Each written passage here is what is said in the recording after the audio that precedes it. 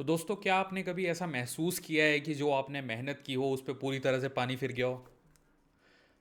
मैं जानता हूँ हम सब ने कहीं ना कहीं ये महसूस किया है। तो आज जो मैं जिस टॉपिक के बारे में बात करने वाला हूँ वो कहीं ना कहीं इसी से जुड़ा हुआ है। और ये मेरा one of the best interview experience था। आज मैं इसको one of the best interview experience कह रहा हूँ। बट आज से 6 साल 8 साल पहले जब मेरे साथ ये किस्सा हुआ था, तो तब मैं बहुत ही ज़्यादा दुखी हुआ था। और ये है बेसिकली मेरे एक इंटरव्यू का किस्सा जो कि मैं आप सबके साथ शेयर करना चाहता हूँ। तो मैं बात है 2015 की, जब मैं अपनी जॉब में, जो मेरी एग्जिस्टिंग जॉब थी, मुझे ऑलरेडी एक एमएनसी में जॉब करते हुए 2 साल से ज़्यादा हो चुका था।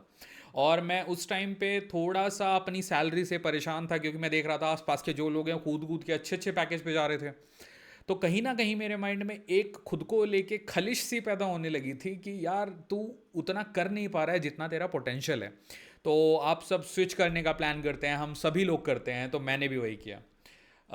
मैंने इधर उधर इंटरव्यूज़ दिए, छोटी मोटी कंपनी में इंटरव्यू दिए। एक कंपनी में मैं गुड़गांव में गया इंटरव्यू देने के लिए। मैं यहाँ पे नाम नहीं कोट करूँगा, हालांकि वो बहुत बड़ी कंपनी नहीं थी, एनालिटिक्स की काफ़ी one of the known company है, हालांकि छोटी कंपनी है बट। और वहाँ पे जो मुझे उन्होंने जलील किया है उस इंटरव्यू में। एंड जो इंटरव्यू था वो बेसिकली उनके एक इन हाउस टूल के बारे में था, जिसमें कि एसक्यूएल को उन्होंने बहुत ही एक्सटेंसिवली कर रखा था। कुछ उन्होंने उसके बहुत सारे खुद के फंक्शन बना रखे थे। बट उन्होंने मुझे इतना जलील किया कि मैं लिटरली, जब मैं वापस आ रहा था अपने रूम पे, तो मैं इतना ज़्यादा फ्रस्ट्रेटेड था, इतना ज़्यादा फ्रस्ट्रेटेड था अपने आप से, मैं इतना निराश था उस टाइम पे कि मैंने उस टाइम एक्चुअली घर आके सिर्फ और सिर्फ यही सोचा कि मुझे किस तरह से बदला लेना है इस सिचुएशन से। इस तरह से मतलब इतना जलील होके, कई बार आपको इंटरव्यू और इतना क्वेश्चन के ऊपर क्वेश्चन, जब आप नहीं आंसर दे पाते वो और क्वेश्चन पूछते हैं, तो कहीं ना कहीं आपको एक अंदर से आप भर जाते हो, आपके अंदर से कहीं ना कहीं से वो चिढ़ निकलती है। वो चिढ़ मेरे अंदर बहुत ज़्यादा थी, लेकिन खुद के लिए थी कि तू इतना जलील होके आया। तो मैंने खूब इंटरव्यूज़ प्रिपरेशन स्टार्ट करी। और मैं बहुत ज़्यादा उस टाइम पे, मैं पर्टिकुलरली उस टाइम पे सैस में काम करा करता था। स्टार्टिंग में एस करके सॉफ्टवेयर होता है, तो मैं उसमें काम किया करता था। एंड उसमें हमारी कोडिंग होती थी। तो मैं उसमें बहुत अच्छा नहीं था उस टाइम पे, क्योंकि मुझे लगता था कि ये एक सॉफ्टवेयर सीख के मैं क्या ही कर लूँगा। हालांकि मैं बहुत ज़्यादा गलत था। बेसिकली अगर आपको अपने करियर में कुछ भी टेक्नोलॉजी सीखने का मौका मिल रहा है, चाहे वो टूल है पर्टिकुलरली, उस टूल को आपको सीखना चाहिए, क्योंकि अल्टीमेटली वो भी कहीं ना कहीं it will pay you of, भले ही आपके करियर के 5 साल बाद। ठीक है। तो ये तो होगी पहली चीज़। अब मैं आपको लेके चलता हूँ उस पर्टिकुलर इंसिडेंट पे, जहाँ पे कि मैंने फील किया कि शायद मेरी सारी मेहनत बर्बाद हो गई है। एंड लिटरली मुझे महसूस हुआ कि शायद मेहनत का फल मिलता ही नहीं है। तो मेरा एक इंटरव्यू शेड्यूल हुआ। उस दौरान मैं बहुत से इंटरव्यू देने लगा था, जब मैंने थोड़ा प्रिपेयर किया, जहां मैं गाली खा के आया था। उसके बाद से लगभग 1 से 1.5 महीने बाद मैं एक बहुत ही अच्छी प्रिपरेशन मोड में था। And then I was actually excelling. मैं इतने इंटरव्यूज दे रहा था। एंड कहीं ना कहीं मतलब मेरा हो रहा था, एक राउंड क्लियर हो रहा था, फिर दूसरे राउंड में मैं पहुंच रहा था। तो इस तरह का मेरा प्रोसेस चल रहा था उस टाइम पे। बहुत ही इंटेंसिवली इंटरव्यू दे रहा था। और उस टाइम मेरा फोकस भी यही था कि मुझे एनसीआर में रहना है। तो मुझे एक कॉल आई। एक बहुत बड़ा बैंक है, ठीक है, एंड यूरोपियन बैंक है, गुड़गांव में बेस्ड है। मुझे वहाँ से कॉल आई। एंड मेरा one of the dream company था उस टाइम पे। देखिए, हमारे ड्रीम भी ना हम बहुत समय के साथ चेंज करते हैं। एंड देन भी हम रियलाइज़ करते हैं बेसिकली कि ये जो ड्रीम हम उस एज में देख रहे थे या इतने साल पहले देख रहे थे, कि हमारी सोच उतनी ही थी। तो there is nothing called dream company, मैं अभी ये बिलीव करने लगा हूँ 11 साल इंडस्ट्री में बिताने के बाद। तो उस टाइम पे मुझे जब कॉल आया, अगले दिन मुझे बोला गया कि आपको हमारे गुड़गांव वाले ऑफिस में आना है एंड आपको इंटरव्यू देना है। तो मैंने लिंक्डइन से सर्च किया कि कौन कौन वहाँ पे जॉब करता है, कुछ इंटरव्यू क्वेश्चन सर्च किए, ताकि मैं लोगों को थोड़ा एटलीस्ट पूछ पाऊँ कि वहाँ पे किस तरह का काम होता है, किस तरह की वहाँ पे क्वेश्चन आंसर सीरीज चलती है जब वहाँ पे एक इंटरव्यू का प्रोसेस होता है। ठीक है। मुझे एक फ्रेंड मिला एंड ही एक्चुअली गाइडेड मी कि हमारे यहाँ पे रिटर्न होता है, जो कि मुझे कम्युनिकेट नहीं किया गया था। एंड ही टोल्ड मी कि रिटर्न होता है, रिटर्न का तुझे प्रिपेयर करना पड़ेगा। रिटर्न में ही हमारे यहाँ वर्बल रीजनिंग सब कुछ पूछा जाएगा। एंड देन कोडिंग आपको दी जाएगी। कोडिंग भी आपको सेम क्वेश्चन को अपनी टेक्नोलॉजी से सॉल्व करना पड़ेगा, प्लस आपको एसक्यूएल से सॉल्व करना पड़ेगा। तो एक ही क्वेश्चन को आपको 2-3 टाइप से सॉल्व करना पड़ेगा। तो भाई मेरी थोड़ी सी मतलब बत्ती जली दिमाग की। मैंने कहा यार इतना प्रिपेयर करना है तो आज की रात तो कम पड़ जाएगी, कल मुझे पहुंचना है। और उस टाइम पे एक्चुअली प्री कोविड बात है, ये 2015 की बात है देखिए। तो तब ये जो ऑनलाइन इंटरव्यू का कल्चर था ना, ये उतना ज़्यादा मार्केट में था नहीं। ठीक है। ये जूम मीटिंग ये सब चीज़ें नहीं होती थी, टीम्स मीटिंग वगैरह। आपको फिजिकली कैंपस में जाना होता था और आपसे मिलके आपकी पूरा बॉडी लैंग्वेज से, और फॉर्मल पहन के आपको जाते थे लोग, मैंने ये भी बहुत नोटिस किया उस टाइम पे हम सभी लोग फॉर्मल पहन के जाते थे, इन चीज़ों पे भी आपको जज किया जाता था। आई एम नॉट श्योर कि जज किया भी जाता था या नहीं, या फिर हम लोग खाली इस टैबू के अंदर ही फॉर्मल्स पहन के जाते थे। अब उस दिन शाम को, अगले दिन मेरा इंटरव्यू था, मैं ऑफिस से जल्दी घर आ गया।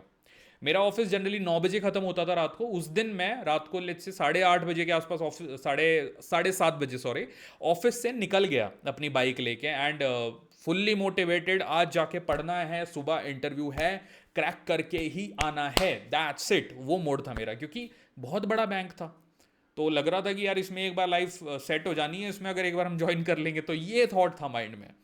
रात को बैठा मैं पढ़ने, आया अपने अपने घर पे आया, अपने रूम पे आया। अपने रूम में मेरे फ्लैटमेट्स होते थे, 2 फ्लैटमेट्स के साथ रहता था मैं उस टाइम पे, मैं गाजियाबाद में रहा करता था। तो आते ही खाना खा के, and by 9 o'clock I was on my table. अपनी टेबल पे मैं प्रिपेयर करने बैठ गया बेसिकली। अपनी टेक्नोलॉजी जो मेरी थी, सैस, मैंने अच्छे से पढ़ा, सारे इंटरव्यू क्वेश्चन का रिवीजन करा। देन एसक्यूएल का सारे इंटरव्यू क्वेश्चन का रिवीजन किया। कॉन्सेप्ट्स भी आपको रात को बैठ के, जॉइंस क्या होता है, किस तरह से ग्रुप बाय काम करता है, सब क्वेरी कैसे काम करती है, सॉर्टिंग क्या होती है, मेरे मेरे पर्टिकुलर सैस के बहुत सारे टॉपिक जो मैं यहाँ पे नाम लेके आप लोगों को पकाऊंगा नहीं, मर्जिंग दिस दैट ये वो, बहुत चीज़ें मैंने कवर करी। मैं रात को बैठा रहा 2 बजे तक। मुझे लगा कि यार मैंने वर्बल एबिलिटी और रीजनिंग वीजनिंग तो प्रिपेयर ही नहीं करी।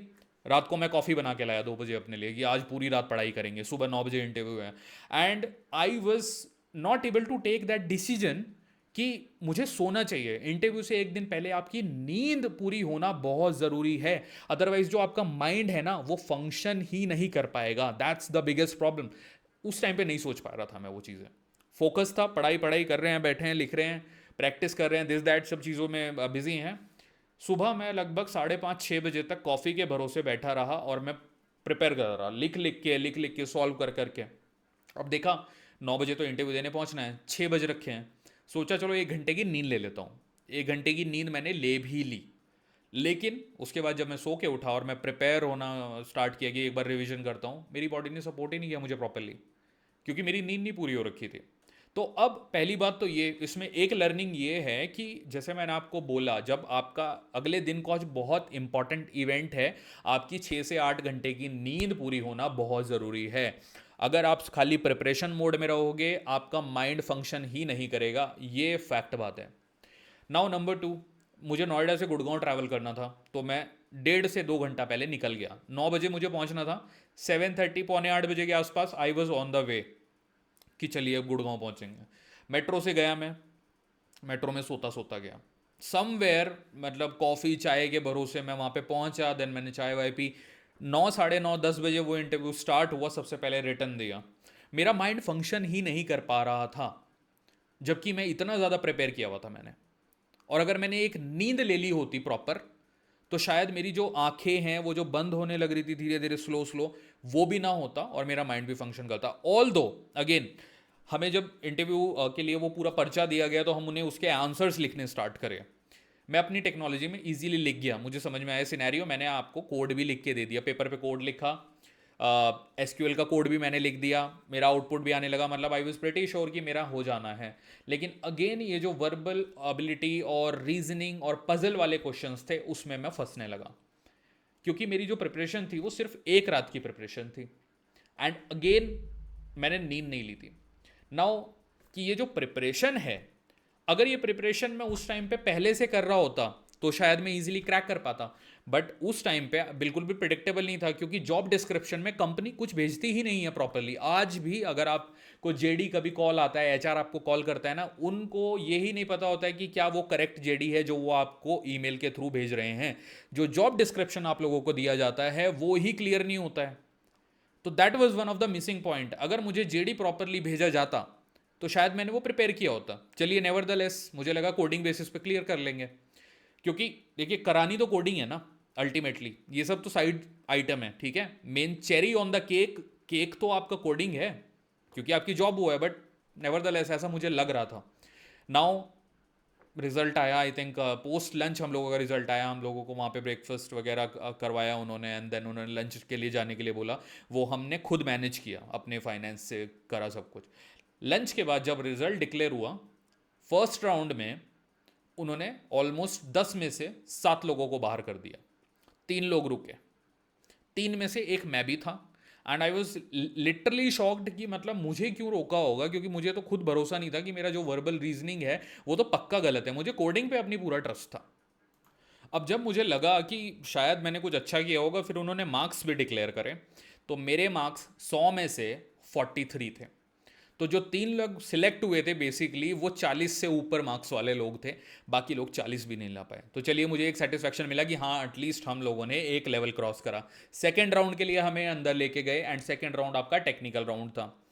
टेक्निकल राउंड तक मेरा शरीर मुझे सपोर्ट ही नहीं कर पा रहा था। आई वॉज सो फ्रस्ट्रेटेड कि मुझे इतनी ज़्यादा नींद आ रही थी।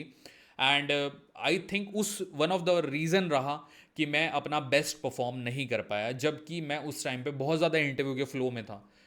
अब आता हूँ मैं कोर मुद्दे पे। देखिए ये जो चीज़ें हैं ना, मैं उसमें सिलेक्ट नहीं हुआ था and when I came back उस दिन ही मुझे पता था कि मेरा सिलेक्शन नहीं हुआ है। और पता नहीं उन्होंने शायद 10 में से कि कोई भी select, I am not sure कौन हुआ था नहीं हुआ था, क्योंकि it was going not in a good direction, it was not well conducted also. But problem is इसमें आप सबके लिए और इनफैक्ट मेरे लिए भी एक जो पॉइंट है वो ये है कि आपको राइट डिसीजन लेना आना चाहिए। राइट डिसीजन मतलब जब आपका अगले दिन इंटरव्यू है, आपको पता है, तो आपको बेवकूफ़ों की तरह पूरी रात नहीं बैठना चाहिए जो बेवकूफ़ी मैंने की थी। Just take your sleep properly. आपके जो नोट्स हैं उसको आप स्किमिंग करिए। स्किमिंग का मतलब क्या होता है, जब आपकी एक कंसिस्टेंट तैयारी होती है ना, कुछ महीने की आपकी तैयारी होती है, आपके पास बुलेट पॉइंट होते हैं, उस एक बुलेट पॉइंट से आप पूरी स्टोरी बिल्ड कर सकते हो एक टॉपिक की। अगर मैं आपसे ये पूछूं लेट्स से कि पाइथन का एक टॉपिक है, अगर उस टॉपिक के आपके पास बुलेट पॉइंट है ना, सिंगल लाइन आपके माइंड में है, उसकी फंक्शनैलिटी की लॉजिक कैसे काम करता है, आप पूरी कहानी सुना दोगे मुझे, और वो ही चाहिए।